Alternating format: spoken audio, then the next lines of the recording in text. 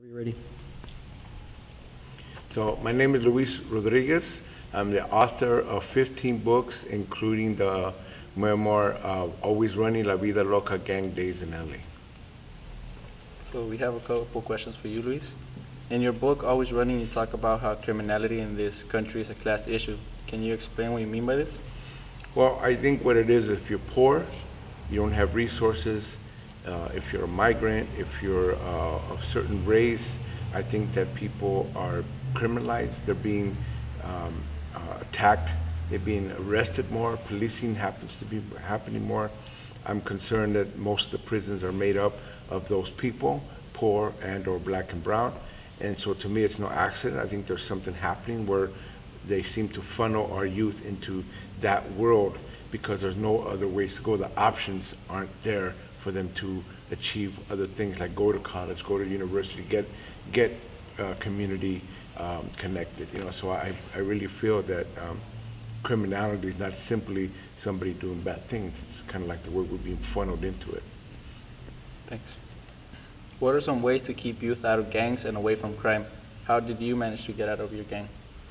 Well, I think there's several things. One of them is I think it's good to be rooted, and I mean by that is to know who you are, know your cultura, your culture, know you know, your indigenous roots as well as the roots from your families.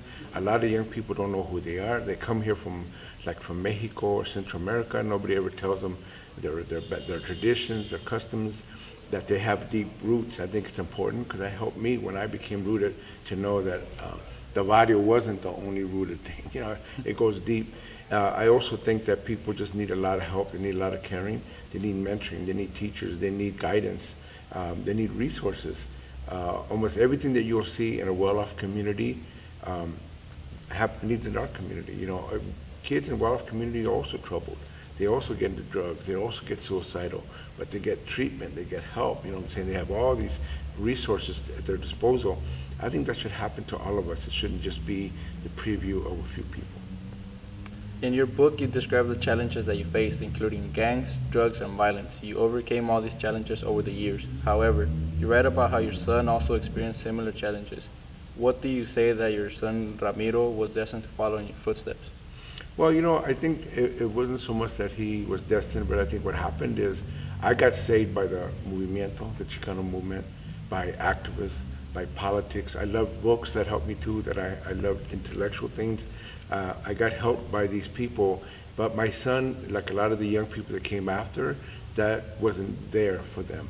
The movement was scattered, infiltrated, pushed off.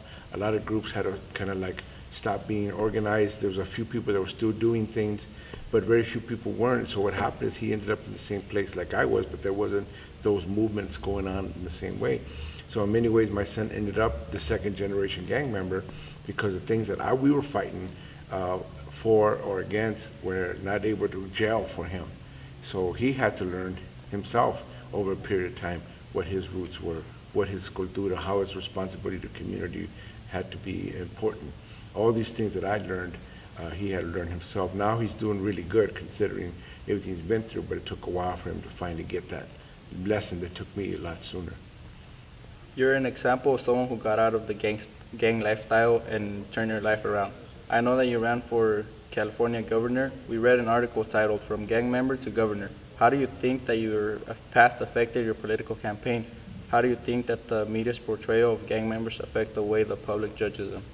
Well, you know, I think most people that run for office do not come from our background. They don't come from our communities.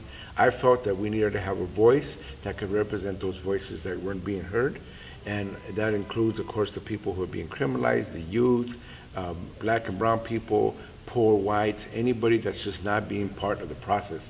I really feel that the political process is not equal and it does keep a lot of people out. I wanted to be a voice in that process for these issues, for our concerns, for our gente, and that to me is why it was important. I don't think my past was a detriment. It actually helped me because I think I know what a lot of people are going through today, and very few people are hearing those people. That's all the questions I have. Thank you. Thank you. Appreciate it. Thanks.